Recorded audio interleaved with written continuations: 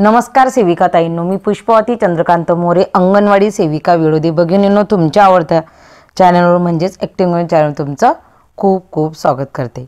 आजच्या व्हिडिओच्या माध्यमातून मला गेल्या 15 दिवसापासून माझ्या 2 ताईंच्या कमेंट आहेत की ताई, पोषण ट्रॅकर ॲप्लिकेशनवर आपल्याला कोणती कामं कशी करायची असतात, तर याचं तुम्ही डायरेक्ट वेळापत्रक तयार करा आणि ती वेळापत्रक आम्हाला सांगा ताई, म्हणजे आमचं काम हे अचूक होईल।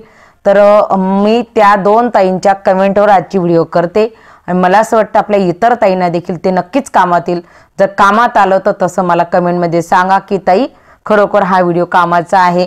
अगदी मला जे आपण काम करतो ते कशा पद्धतीने ते पण मध्ये सांगत जाणार। बघा, तुम्ही जर व्हिडिओ स्किप केला किंवा पूर्ण पाहिला तर मी जे मुद्दे सांगायचे असतात ते मध्येच राहतील, म्हणून त्यासोबत पोषण ट्रॅकरच्या संदर्भातील हा व्हिडिओ आहे आणि आपल्याला त्याचं ऑनलाईन काम कुठल्या पद्धतीत म्हणजे कधी करायचं हे देखील मी सांगणार आहे। कसं करायचं हे पण थोडक्यात सांगणार आहे। थोडा व्हिडिओ हा 8-9 मिनिटाचा होईल, परंतु परिपूर्ण बघा आणि आपलं काम सुधारा, जेणेकरून आपल्याला जो प्रोत्साहन भत्ता भविष्यातील आपल्या जवळच्या ताईला मिळेल पूर्ण आणि कदाचित आपला नसेल तर त्याला कदाचित हा व्हिडिओ बघून तुमचं देखील त्या सोबतच्या ताईबरोबर तुमचा देखील प्रोत्साहन भत्ता असेल। तर अशी माझी प्रामाणिक इच्छा आहे, त्याच्यामुळे आपण व्हिडिओ पूर्ण बघा आणि मात्र कमेंटमध्ये नक्कीच टाका की ताई याचा उपयोग होणार किंवा नाही।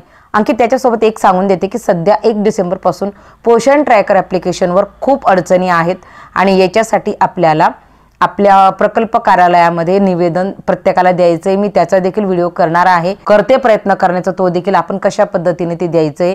कारण की 1 तारखेपासून तर जवळजवळ आत्तापर्यंत आपल्याला खूप साऱ्या प्रॉब्लेम येत आहेत, हजेरी भरत नाही व फोटो काढला जात नाही, खूप साऱ्या प्रॉब्लेम आहेत मला माहिती आहे, परंतु वेळापत्रक बघून घ्या, त्याच्यामध्ये काम सुरू आहे। परंतु आपला प्रोत्साहन भत्ता जाऊ नये म्हणून आपण काहीतरी उपाय करावा, तर याच्यासाठी मी करणार आहे। पण उद्या पोषण बी पढाई बी याचं ट्रेनिंग जिल्हा स्तरावर आहे आणि जिल्हा स्तरावर म्हटलं की इथून 90 किलोमीटर अंतरावर मला प्रशिक्षणाला जायचं आहे। सतत 3 दिवस जर शक्य झालं तर नक्कीच व्हिडिओच्या माध्यमातून सांगेल, परंतु हा वेळापत्रकचा व्हिडिओ तुम्ही बघा। तर बघा, तुम्हाला काय करायचं आहे तर मी मुद्दे काढून ठेवलेले, तुम्ही एवढे स्क्रीनवर पाहत असाल की तुमचं लक्षात आलं असेल। आपलं सगळ्यात 1 नंबर म्हणजे डेली ट्रॅकर। मग आपल्याला रविवार आणि शनिवार सोडून आपल्याला जे सुट्ट्या मिळतात त्या सुट्ट्या सोडून आपल्याला दररोज डेली ट्रॅकर भरायचं आहे। आता डेली ट्रॅकरमध्ये आपल्याला काय भरायचं आहे, तर तिथं सर्वप्रथम आपल्याला अंगणवाडी केंद्र हे साधारणतः जरी तुमची 10ला अंगणवाडी असेल तर तुम्ही गेल्याबरोबर 10ला अंगणवाडी ओपन करा। ज्यांची 9ला उघडते त्यांनी 9ला ओपन करा, ज्यांची 8ला उघडते त्यांनी 8ला ओपन करा। म्हणजे ओपन तुम्ही 8 ते 10च्या दरम्यान कधीही करा। पहिले अंगणवाडी केंद्र ओपन करायचं, त्याच्यानंतर नाश्ता उपस्थिती भरा किंवा तुम्ही नाश्ता उपस्थित देत असताना फोटो काढा, किंवा सध्या फोटो पण जात नाही, परंतु मग आता जात नाही म्हणून आपण काम बंद करायचं तर नाही, तर मग आपण पुढचं आपलं दैनिक उपस्थिती, त्याच्यानंतर नाश्ता, त्याच्यानंतर आपल्याला गरम ताजा आहार असतो, त्याच्यानंतर ॲक्टिव्हिटी असतात आणि त्याच्या खाली ECC डे म्हणजे आपले रोजचे आपण जे कृती घेतो तर ते देखील आपल्याला भरायचं आहे। म्हणजे आपण जो आकारयुक्त अभ्यासक्रम आता जे प्रशिक्षणाला मी जाणार त्याचाच तो भाग आहे, तर त्याच्यामुळे आपल्याला ते पण भरायचं, तेव्हा तुमचं डेली ट्रॅकर होतं पूर्ण। तर हे काम आपलं खूप महत्त्वाचं आहे, याच्यावर आपल्याला प्रोत्साहन भत्ताचे जवळजवळ 20 मार्क येतात, त्याच्यामुळे हे काम आपलं न चूक 20 नाही 30 मार्क होतात, कारण की त्याच्यामध्ये पुरुषाले शिक्षण पण येते, तुमचं गरम ताजा आहार पण येतोय आणि त्याच्यानंतर अंगणवाडी केंद्र ओपन होणे, सेविका मदतनीस दोघांसाठी म्हणजे सेविकेसाठी 30 गुण आणि मदतनीस ताईसाठी 20 गुण येतात, त्याच्यामुळे हे भरणं अगदी अनिवार्य आहे। आणि आता प्रॉब्लेम आले त्याच्यामुळे आपण त्याच्या बाबतीमध्ये देखील सोल्युशन नक्कीच काढण्याचा प्रयत्न करू। त्याच्यानंतर 2 नंबरचं गृहभेटी। तर बघा, गृहभेटी पोषण ट्रॅकर ॲप्लिकेशनवर जशा येतील तसे आपल्याला द्यायचे। मग त्याच्यासाठी आपल्याला काय करायचं आहे, दररोज दिवसातून एकदा आपल्याला होम विजिट आलेली आहे का हे चेक करायचं। आले असेल तर आपल्याला त्या मातेच्या घरी होम विजिट करायची आणि लगेच ॲपला देऊन टाकायची।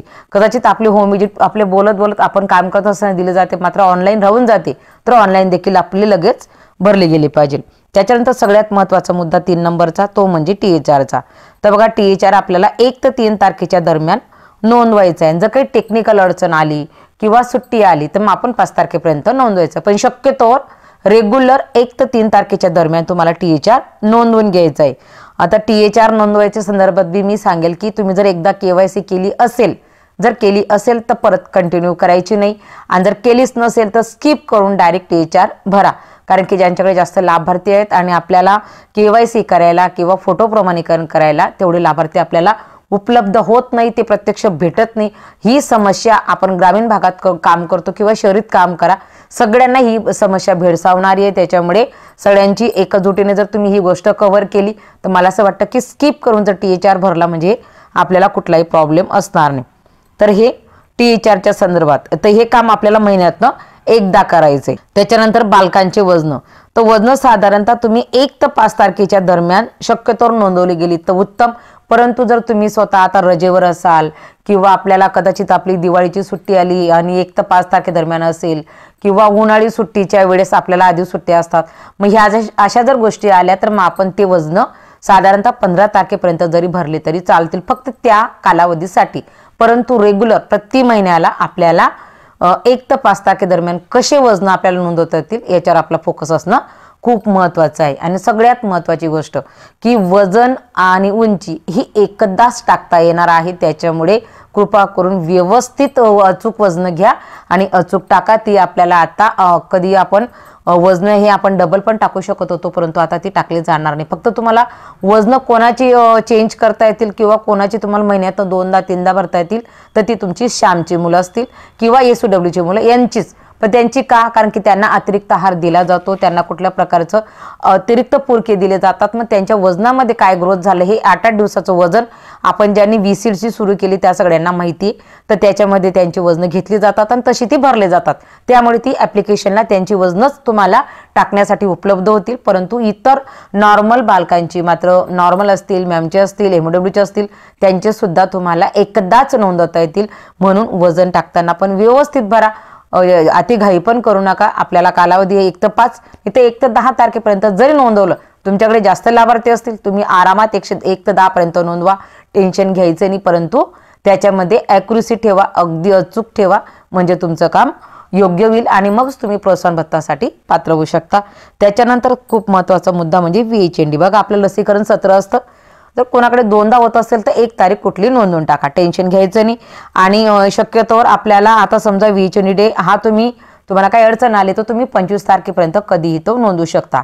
पण मला तसं वाटतं की माझं आज लसीकरण सत्र होतं तर मी आजच जर भरलं तर मला तारीख शोधायची गरज पडणार नाही। पण समजून घ्या तुमचं यदा कदाचित राहून गेलं असेल तर 25 तारखेच्या आत नोंदवू शकता, पण ते नोंदवत असताना ज्या तारखेला झालं 30 तारीख मात्र तिथं नोंदवा। हे झालं VHND डेचं। त्याच्यानंतर आपलं येतं सगळ्यात महत्त्वाचं म्हणजे त्याच्यानंतर लसीकरण। माता लसीकरण बालकी आणि गरोदर माता यांचं लसीकरण देखील आपण 25 तारखेच्या आत कधी नोंदवू शकतो। फक्त आपल्याला लसीकरणाची जी तारीख असते, जी त्या दिवशी दिलं गेलं ती तारीख तुम्हाला भरायची असते। मी शक्यतोवर ज्या दिवशी भरलं गेलं शाळेतच आपण ते काम सत्र चालू असतं त्यावेळेस जसे बालकं येतात तिथल्या तिथे जर नेट असेल तर भरू शकता। पण मला माहिती की माझ्या बऱ्याचशा भगिनींच्या शाळेमध्ये नेटवर्कचा खूप प्रॉब्लेम आहे, तर तुम्ही नक्कीच ते घरी येऊन भरू शकता। त्या दिवशी भरा, दुसऱ्या दिवशी भरा, अगदी 25 तारखेच्या आत कधी भरू शकता, फक्त तारीख आपल्याला 30 टाकायची। त्याच्यानंतर खूप महत्त्वाचा मुद्दा म्हणजे हा मुद्दा आपल्याला CB कार्यक्रम, याचे आपल्याला मात्र 500 रुपये महिन्याला मिळतात। त्याच्यामुळे 2 कार्यक्रम असतात, तर याच्या बाबतीत मात्र आपण अजिबात हलगर्जीपणा न करता 15 तारखेच्या आत, बघा आता 2 आपल्याला वार प्रत्येकांचे ठरलेले आहेत। आता आमच्याकडे पहिला बुधवार आणि तिसरा बुधवार असतो जळगाव जिल्ह्यामध्ये। आता तुमच्याकडे कसं आहे तर त्या वारानुसार तुमची कुठली तारीख येते तर ती 15 तारखेच्या आत पहिला कार्यक्रम तुमचा नोंदवला गेलाच पाहिजे CBचा, आणि दुसरा कार्यक्रम 15 तारखेपासून पुढे तर साधारणतः 25च्या आत तुमचा दुसरा कार्यक्रम नोंदवला गेला पाहिजे। मी शेवटच्या तारखा का सांगत नाही, कारण की शेवटच्या तारखेला काही टेक्निकल प्रॉब्लेम आला आणि 30च्या दिवशी तुम्ही भरताय, 31ला भरताय तर तो कदाचित पकडला जाणार नाही। म्हणून 25 तारखेपर्यंत भरण्याचा प्रयत्न करा, आणि खूप आणीबाणी आले तर तुम्ही भरू शकता। परंतु आपल्या पोषण ट्रॅकर ॲप्लिकेशनमध्ये तुम्ही दिवसेंदिवस पाहता तर खूप अडचणी येतात आणि त्याच्यामुळे आपलं काम राहिलेलं असेल तर मात्र तुम्हाला नक्कीच प्रॉब्लेम येऊ शकतो। तर तुम्हाला CB कार्यक्रम हा महिन्यातून 2दा ह्या पद्धतीने नोंदवायचं आहे। त्याच्यानंतर आलं तुमचं स्टॉक रजिस्टर, ज्याला आपण मराठीमध्ये धान्य साठा रजिस्टर म्हणतो, तर ते मॉड्यूल आपल्याला स्पेशल आहे। तर ह्या मॉड्यूलमध्ये देखील आपल्याला 3 ते 6 वर्ष वयोगटातील बालकांचा ज्यांचा फेडरेशनचा आहार आलेला आहे त्यांना, आणि 6 महिने ते 3 वर्ष वयोगटातील बालकांचा गरोदर स्तनदा मातांचा जो THR येतो तो, तर हे असे दोघेही आपल्याला साठा रजिस्टरमध्ये आपल्याला दोघंही कॉलम तिथे असतात, तो देखील आपल्या महिन्यात एकदा भरायचा आहे। आता 2 महिन्यासाठी आहार येतो तो आपण निम्मे करून भरा, परंतु प्रत्येक महिन्याला तो भरला गेला पाहिजे, म्हणजे तो आपल्याला प्रोत्साहन भत्तासाठी म्हणून मी आता निम्मे करायला लावलं. आधी मी सांगत होते की ज्या तारखेला आला एक ठोक तो पूर्ण उतरवा. मग आता काय करायचं, समजा 2 महिन्यासाठी आला तर अर्धा ह्या महिन्याला भरायचा आणि अर्धा पुढच्या महिन्याला भरायचा. म्हणजे आपला कुठल्याही महिन्याला आपलं काम अपूर्ण राहणार नाही. अगदी 3 ते 6 आणि 6 महिने तर 3 वर्ष गृहस्थांना दोघी याच्यासाठी सारखं पद्धतीने तुम्हाला ते करायचं. महिन्यात एकदा कधी भरा, पण शक्यतो हे मात्र तुम्ही लवकर जर भरलं तर खूप चांगले. तर साधारणतः 15 तारखेपर्यंत पण तुम्ही THR नोंदवू शकता, पण लवकरची तारीख केला ते नोंदवून घ्या. तर हे झालं स्टॉक रजिस्टरचं, कारण याच्यावर आपल्याला 10 मार्क्स आहेत. त्याच्यामुळे तर हे वेळापत्रकातील खूप महत्त्वाचा असा भाग आहे. त्याच्यानंतर गरोदर मातांची वजन जेव्हा लसीकरण सत्र होतं त्या दिवशीच वजन घ्या आणि त्या दिवशीच टाकून घ्या, किंवा 25 तारखेच्या आत तुम्ही ते टाकू शकता. त्याचा काही एवढा फारसा फरक पडत नाही, परंतु आपल्याला त्याचे मात्र 10 मार्क्स आहेत. त्याच्यामुळे ते वजन भरायला विसरू नका, ते आपल्यासाठी खूप महत्त्वाचे आहेत. त्याच्यानंतर येतो तुमचं संदर्भ सेवा रजिस्टर. तुम्ही रेफरल रजिस्टर पाहिलेलं असेल आपल्या ॲपमध्ये, पोषण ट्रॅकर ॲपमध्ये. तर बघा, ज्यावेळेस तुम्ही एखाद्या तीव्र कुपोषित बालकाला किंवा सॅम बालकाला संदर्भ सेवा देणार तर त्या बालकाचं लगेच तुम्ही त्या दिवशी किंवा दुसऱ्या दिवशी त्याची संदर्भ सेवा ही लगेच ॲपमध्ये भरून घ्या. ॲप्लिकेशनला ती आपल्याला रजिस्टर उपलब्ध आहे. आपण काम करतो, परंतु ते काम आपल्याला राहायला नको. त्याच्यामुळे आपण हे काम देखील वेळेत जर केलं तर खूप उत्तम. आणि जर खूप अडचण आली तर मात्र 25 तारखेच्यात कुठलंही काम करत चला.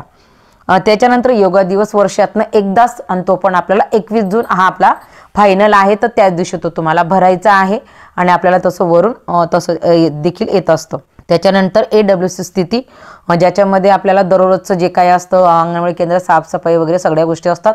तर हे देखील आपल्याला डेली ट्रॅकरप्रमाणे दररोज भरायचं. डेली ट्रॅकर भरला गेलं की त्याच्यानंतर हे भरायचं. अशा पद्धतीने साधारणतः आपला प्रोत्साहन भत्ता मिळण्याच्या हिशोबाने हे मी वेळापत्रक तयार केलेलं आहे. आणि आपलं पोषण ट्रॅकर ॲप्लिकेशनमध्ये 100% काम कसं होईल तर ह्या उद्देशाने तयार केलेलं हे वेळापत्रक आहे. माझ्या काही ताईंचं म्हणणं होतं, आणि तुम्हाला कुठल्याही रजिस्टरविषयी, कुठल्याही व्हिडिओविषयी, कुठल्याही आपल्या पोषण ट्रॅकर ॲप्लिकेशनवर अडचण असेल तर ॲक्टिव्ह अंगणवाडी चॅनलवर सगळ्याच व्हिडिओ उपलब्ध आहेत. फक्त तुम्ही चॅनलमध्ये जा, त्याच्यानंतर व्हिडिओवर क्लिक करा आणि तिथं सर्च करा. तुम्हाला सगळ्या प्रकारच्या पोषण ट्रॅकर ॲप्लिकेशनच्या व्हिडिओ मिळतील. फक्त एकच प्रॉब्लेम होतो की आपल्या बऱ्याचशा भगिनींची नवीन नोंदणी होत नाही. ताईंनो, माझी नवीन नोंदणी लगेच होते. मी आजच एक गरोदर माता नोंदवली, त्याच्यामुळे मला नेमकी समस्या तुमची काय होती हे लक्षात येत नाही. त्याच्यामुळे मला ते सांगता येत नाही. परंतु असो, त्याच्यासाठी मी काहीच तुम्हाला मदत करू शकत नाही. माझी नोंदवली जात आहे. तेच सोडलं की सगळे प्रॉब्लेम पोषण ट्रॅकर ॲप्लिकेशनचे म्हणजे कुठल्याही व्हिडिओ असतील तर त्या उपलब्ध आहेत. आणि व्हिडिओ बघितल्यानंतर मात्र नक्कीच आपलं कुठलं काय काम राहते हे बघा आणि आवर्जून कमेंट करा. आजच्या व्हिडिओपुरतं एवढंच. धन्यवाद.